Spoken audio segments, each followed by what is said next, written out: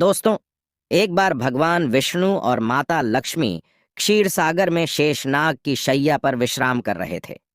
तभी विनता पुत्र गरुड़ उस स्थान पर आ जाते हैं और भगवान विष्णु तथा माता लक्ष्मी से पूछने लगते हैं, हे प्रभु, मैं पृथ्वी लोक का भ्रमण करके आया हूँ। मैंने देखा कि पृथ्वी लोक पर अनेक मनुष्य नित्य स्नान करते हैं, किंतु फिर भी दुखी ही रहते हैं। उनके दुखी रहने का क्या कारण है? हे प्रभु, आप मुझे बताइए कि स्नान करने की सर्वोत्तम विधि क्या है? स्नान कब और कैसे करना चाहिए? स्नान करते समय कौन से मंत्रों का उच्चारण करना चाहिए? मेरे मन में इन सभी प्रश्नों को जानने की इच्छा निर्माण हो रही है। गरुड़ जी माँ लक्ष्मी से भी पूछते हैं, हे माता, मैंने ये भी देखा है कि अनेक महिलाएं नित्य स्नान करके आपकी पूजा आराधना करती है, किंतु फिर भी उनके घर में आपका वास नहीं होता है। इसका क्या कारण है? गरुड़ जी द्वारा इस प्रकार से प्रश्न पूछने पर भगवान विष्णु कहते हैं, हे पक्षीराज, तुमने उचित ही प्रश्न किया है। स्नान करना अत्यंत आवश्यक होता है। स्नान से ही शरीर शुद्ध होता है। स्नान करने से ही शरीर पवित्र होता है और मनुष्य पूजा पाठ आदि कर्म करने के पात्र बनता है। इसीलिए मनुष्य को नित्य स्नान करना चाहिए। तुम्हारे सभी प्रश्नों के उत्तर देने से पूर्व मैं तुम्हें एक अत्यंत पवित्र कथा सुनाता हूँ। उसे तुम ध्यान से सुनो। इस कथा में तुम्हें तुम्हारे सभी प्रश्नों के उत्तर प्राप्त हो जाएंगे। इतना कहकर भगवान विष्णु ने गरुड़ जी को स्नान का महत्व बताते हुए एक कथा सुनाई है, जिसे सभी मनुष्यों को ध्यान से सुनना चाहिए। इस कथा का श्रवण करने मात्र से ही सैकड़ों तीर्थों में स्नान करने का पुण्य मनुष्य को प्राप्त होता है। इसीलिए आप सभी इस कथा को पूरा जरूर सुनें। आधा अधूरा ज्ञान अनर्थ का कारण होता है। तो चलिए शुरू करते हैं। भगवान विष्णु कहते हैं, हे पक्षीराज, प्राचीन काल की बात है। मध्य देश में एक अत्यंत सुंदर नगर था, जहां पर एक धनवान सेठ रहता था, जिसकी 3 पुत्रियां थीं। सेठ ने अपनी पुत्री को कभी किसी चीज की कमी होने नहीं दी। उसने उन्हें बड़े लाड़ प्यार से पाला था। उसकी पुत्रियां बहुत ही सुंदर और चंचल स्वभाव की थीं। एक पिता का जो जो कर्तव्य होता है, वह सभी उस सेठ ने पूर्ण किया। अपनी पुत्रियों को उसने सब कुछ दिया, लेकिन उसने केवल एक गलती की। उसने अपनी पुत्री को शास्त्र ज्ञान नहीं दिया। जीवन में सब कुछ पाकर भी उसकी पुत्रियों का जीवन अधूरा था। ज्ञान के बिना कोई भी मनुष्य पूर्ण नहीं होता है। पैसा, संपत्ति, सौंदर्य होकर भी उसकी पुत्री ओ के पास वो नहीं था जो प्रत्येक स्त्री के पास होना चाहिए। फिर जब उसकी तीनों पुत्रियां और जवान हुईं, तो सेठ ने उसकी तीनों पुत्रियां का विवाह एक अच्छे कुल में कर दिया। तीनों के पति बड़े बड़े व्यापारी थे और सभी राजमहलों में रहने के लिए चली गई। जैसे ही तीनों रहने के लिए अपने घर चली गई, वहां पर उनका भव्य दिव्य स्वागत किया गया। विवाह के बाद की सभी रस्में की गई। उन तीनों के ससुराल वालों ने उन्हें बहुत मान सम्मान दिया और सभी के साथ प्रेम से व्यवहार किया। वे तीनों अपने ससुराल में बड़े ही मौज से रहने लगी।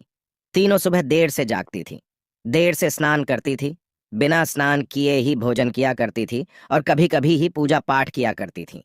उनकी सास ने उन्हें कई बार टोका, लेकिन किसी ने अपनी सास की बात नहीं मानी और अपनी ही मनमानी करने लगी। लेकिन जैसे जैसे समय बीतता गया, उन तीनों पुत्री के ससुराल में परेशानियां बढ़ने लगी। तीनों के पतियों को व्यापार में आर्थिक नुकसान होने लगा और धीरे धीरे उनका सारा व्यापार डूबने लगा। दूसरों से कर्ज लेकर वे अपने व्यापार को चलाने लगे, लेकिन फिर भी उन्हें घाटे का ही सामना करना पड़ा, जिससे घर में क्लेश होने लगा। बार बार लड़ाई झगड़े होने लगे। जब से ये तीनों उन घरों में रहने के लिए चली गई थी, तभी से उनके घर में संकट आने शुरू हो गए थे। उन तीनों बहनों के ससुराल में पैसे की इतनी तंगी हुई कि उन्हें अपना घरदार सब कुछ बेचना पड़ा और वे सभी झोपड़ी में जाकर रहने लगे। लेकिन वे तीनों बहनें झोपड़ी में रहना पसंद नहीं करती थी, इसीलिए वे अपने ससुराल को छोड़कर मायके में वापस आ गई और अपने पिता के साथ रहने लगी। अपने घर पर आकर भी उन तीनों की आदत नहीं बदली और घर पर आकर भी वह तीनों बहनें बड़े मौज से रहने लगी। वहां पर भी वे तीनों देर से उठती थी, देर से स्नान करती थी, बिना स्नान किए ही भोजन किया करती थी, जिस कारण से उनके पिता को भी व्यापार में नुकसान होने लगा और उसकी भी आर्थिक स्थिति खराब होने लगी। फिर एक दिन उनके द्वार पर भगवान विष्णु एक साधु का रूप धारण करके आ गए। सेठ ने उस साधु का प्रेम से स्वागत किया और उनके पैर धोकर उन्हें प्रणाम किया। फिर सेठ ने उस महान साधु को अपना दुख बताया और उस पर निवारण करने के लिए उपाय पूछा। सेठ ने अपनी पुत्री को भी बुलाया और साधु को उनके बारे में भी सारी हकीकत बता दी।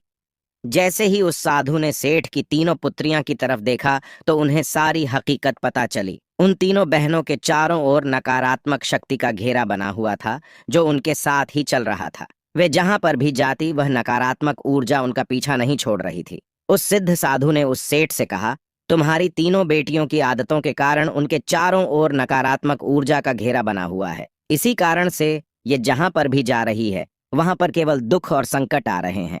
तुम्हारी तीनों पुत्रियां हो अत्यंत आलसी है। ये देर से जागती है, देर से स्नान करती है, बिना स्नान की ये ही भोजन करती है, और यही वजह है कि उनके जीवन में यह संकट आ रहे हैं। फिर उस साधु ने उससे थको और उनकी पुत्री को अत्यंत महत्वपूर्ण ज्ञान दिया और उसका नित्य पालन करने के लिए कहा।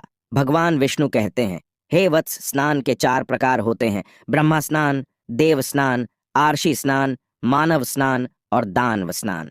इन्हें समय के अनुसार वर्गीकृत किया गया है। शास्त्रों में ब्रह्म मुहूर्त में किए जाने वाले स्नान को सर्वश्रेष्ठ माना गया है। ब्रह्म मुहूर्त यानी कि रात्रि का अंतिम प्रहर और सूर्योदय से ठीक 1.5 या 2 घंटे पहले का समय होता है, यानी कि साधारणतः सुबह 4 से 5 तक का समय।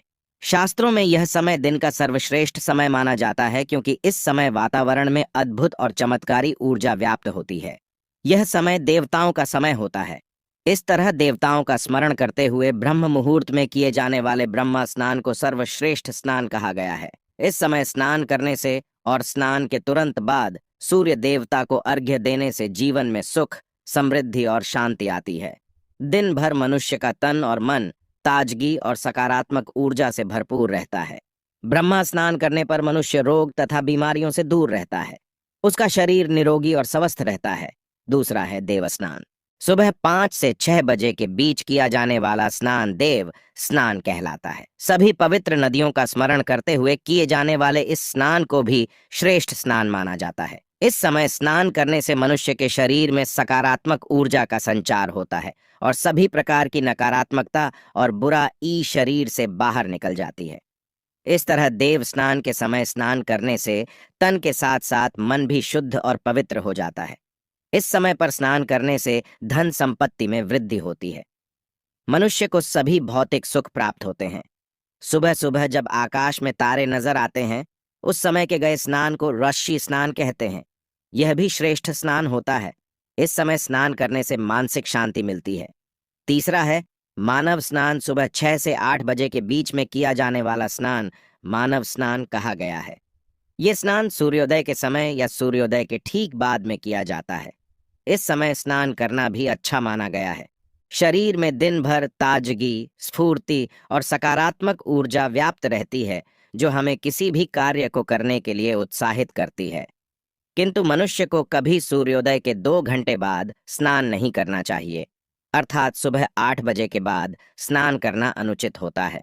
इस समय वातावरण में व्याप्त दैवी शक्ति बहुत कम हो जाती है, इसलिए मनुष्य में उत्साह और ऊर्जा की भी कमी दिखाई देती है, जिससे वह दिन भर आलस का अनुभव करता है। पूरे दिन शरीर में सुस्ती सी रहती है और किसी भी काम में मन नहीं लगता है। सुबह 8 बजे के बाद स्नान करने से व्यक्ति के जीवन में दुर्भाग्य आता है। उसके शरीर में नकारात्मक ऊर्जा का वास होने लगता है। ऐसा मनुष्य जिस स्थान पर भी जाता है उसके साथ दुर्भाग्य चला आता है। तुम्हारी ये तीनों पुत्रियां सुबह देर से स्नान करती थीं, जिस कारण से उनके ससुराल की सारी संपत्ति नष्ट हो गई और अब तुम्हारी भी धन संपत्ति नष्ट हो रही है। सूर्योदय होने के बहुत समय बाद तक भी जो लोग स्नान नहीं करते हैं उनके मन में दिन भर क्रोध, राग, द्वेष, नकारात्मकता, कमजोरी और चिड़चिड़ापन बना रहता है, जिससे इनके काम में मुश्किलें आ सकती है। इसलिए प्रतिदिन ब्रह्म स्नान, देव स्नान, ऋषि स्नान या मनुष्य स्नान करने की सलाह दी गई है। प्रतिदिन इन पवित्र कालों में उठकर स्नान करके ईश्वर की पूरी श्रद्धा से आराधना, प्रार्थना और पूजा पाठ करने से तथा सूर्य देवता को अर्घ्य देने से हमारे तन के साथ साथ मन भी शुद्ध और पवित्र हो जाता है और हमारी बहुत सी समस्याओं का समाधान हो जाता है। हमारे अंदर से सभी प्रकार की नकारात्मकता दूर होती है और सुख समृद्धि का मार्ग खुल जाता है। संध्या काल और रात्रि के समय अत्यावश्यक ना हो तो बिल्कुल भी स्नान नहीं करना चाहिए। भगवान विष्णु कहते हैं, हे वत्स, अब मैं तुम्हें स्नान करते समय बोले जाने वाले अत्यंत महत्वपूर्ण मंत्र के बारे में बताने जा रहा हूं, इसीलिए तुम इसे ध्यान से सुनो। जो भी इस मंत्र का उच्चारण करते हुए स्नान करता है, उसके सभी पाप उसी क्षण नष्ट हो जाते हैं। उसका दुर्भाग्य भी नष्ट हो जाता है और उसे सुख समृद्धि प्राप्त होती है। वह मंत्र इस प्रकार है: गंगे च यमुने चैव गोदावरी सरस्वती, नर्मदे सिंधु कावेरी जले अस्मिन सन्निधिम कुरु। इसका अर्थ है, हे गंगा, यमुना, गोदावरी, सरस्वती, नर्मदा, सिंधु और कावेरी माँ, मेरे स्नान करने के जल में कृपया आप सभी पधारिए। इस मंत्र के उच्चारण से सभी तीर्थ स्थानों में स्नान करने का पुण्य मिलता है। इस प्रकार से भगवान विष्णु ने उस सेठ को स्नान का महत्व बताया। फिर सेठ की तीनों पुत्रियां को अपनी गलती समझ में आ गईं। वे तीनों अपने अपने ससुराल में रहने के लिए चली गईं और भगवान विष्णु द्वारा बताए गए स्नान के सभी नियमों का पालन करने लगी। तीनों सुबह ब्रह्म मुहूर्त में जागकर स्नान करने लगी और नित्य सूर्य को जल देने लगी। सुबह नित्य स्नान करने से उनका शरीर पवित्र हो गया और वह नकारात्मक ऊर्जा भी पूरी तरह से नष्ट हो गई। धीरे धीरे उनके पति का व्यापार भी ठीक से चलने लगा और उनका खोया हुआ सब कुछ उन्हें फिर से वापस मिल गया और तीनों बहनें बड़ी ही प्रसन्नता से अपने ससुराल में रहने लगी। तो दोस्तों, इस प्रकार से हमारे जीवन में स्नान का बहुत अधिक महत्व होता है, इसीलिए हमें रोज सुबह जल्दी स्नान करना चाहिए।